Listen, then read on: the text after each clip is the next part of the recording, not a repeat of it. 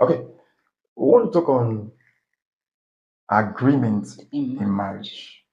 Now, there cannot be any marriage that can succeed without agreement. Agreement is a basic factor, it is a requirement that every marriage must strive on. Now, we need to understand how we can be able to agree in marriage. Agreement in the sense that there are a lot of areas, aspects in marriage that if couple do not agree, that marriage will not succeed. So we're looking at that quickly to see some of the aspects or how to agree in marriage. Can you say something on that? How to agree in marriage? How to agree in marriage. Good. Bible says, where two or three are gathered together, that is where he is. Amos said, can two work together except they agree? Yeah. There must be an agreement Yeah. before you move forward Yeah. in anything you do. That's true. As a husband and wife, there must be an agreement. This agreement in everything you do. The kind of food you want to eat. If your husband says, I want to eat rice, you have to agree with him. That's true. Before you prepare it. You cannot go and do otherwise. That's true. You must agree on the church you want to attend. That's true. There must be an agreement because God is looking at your heart to answer your prayer. That's true. If you are not agreeing with your husband is not agreeing with you, there will be conflict in the marriage. That's true. That's true. And God will not answer such prayers. That's true. So you have to have this culture of agreement. Just humble yourself. Whatever thing your husband tells you, make sure you agree with him. You people must come in agreement before that thing can work. That's true. It must come in agreement. Okay, you can agree on how many children you want to have. If there's 4, it should come in agreement. That's true.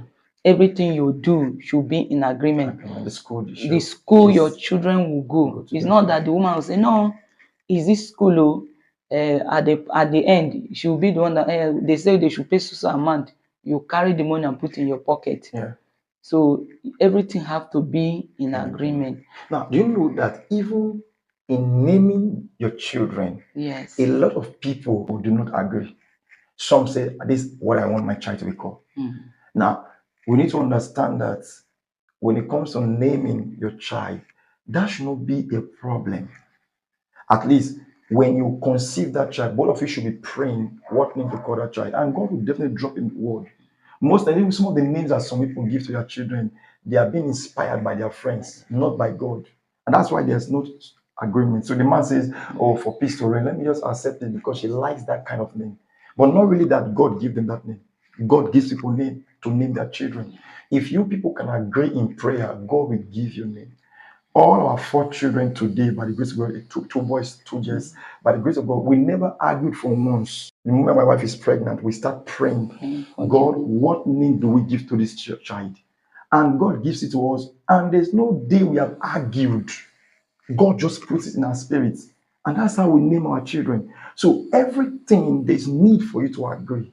Another thing, there is power in agreement. That's true. God, I heard of a story of a woman that prayed. God spoke to her about concerning a program. The husband said no. She waited for more than 8 years. The husband still said no. When she organized the program, she went in for the program, organized the children. On that day, nobody came for the program. The children, all of them, they became sick at home because the husband did not agree. If now the husband is traveling and the woman did not agree with him while he's traveling, something might happen on the way. Because God is not in that journey you are going. God will say, I did not send you. Because marriage is something that God is an institution. God is an institution that you cannot, you keep going to the school. That's true. You keep studying. Is an institution that you don't graduate from.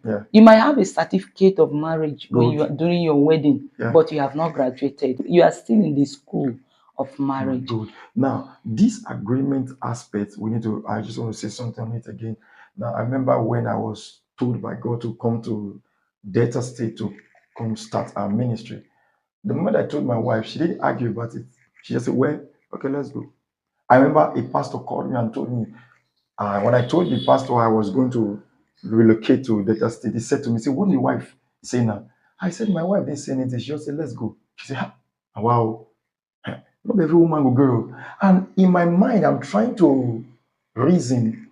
So people still have problem with that. Now, a man is called by God, and he says, God is asking me to go to so and so city. So the wife will stand as a hindrance to it. That's a sign that that woman has not grown, or she doesn't understand what submission is. So she's not able to agree with the man. And that's why the problem is in marriage. Now, a lot of people, they don't know where they fit in, even in their marriage. Now, you need to understand that for there to be an agreement, sometimes there has to be a compromise. Sometimes you need to understand that the reason for what purpose that thing is, what you are agreeing upon, is something that could actually make you to agree with your spouse, because that thing is of paramount importance to both of you. So this is what I want to understand about what it is to agree. God wants us to agree so that we can do much. He said, for one shall chase 1,000 and two 10,000. So when both of you agree together, you accomplish much within a short period of time. The Lord bless you all. Thank you so much. The Lord honor you. Amen.